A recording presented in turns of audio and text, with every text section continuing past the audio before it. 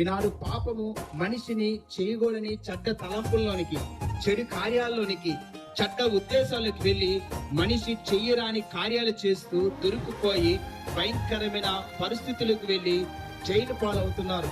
చాలా మంది నిందల్లోకి వెళ్తున్నారు, చాలా మంది అవమానంలోకి వెళ్తున్నారు, చాలా మంది ఎందుకు ఈ బతుకని చనిపోతున్నారు.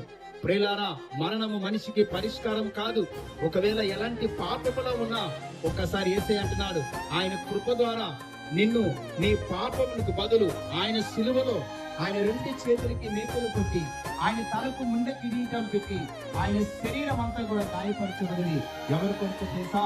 నువ్వు నేను చేసిన ప్రతి పాపము కొరకు యేసుక్రీస్తు ప్రభువు సిలువలో రక్తం కార్చాడు. నువ్వు నేను చేసిన పాపము కొరకు, వ్యసనము కొరకు, అక్రమము కొరకు, ప్రతి శాపము కొరకు యేసుక్రీస్తు ప్రభువు సిలువలో రక్తము కార్చి ప్రాణములు పెట్టి ఉన్నారు.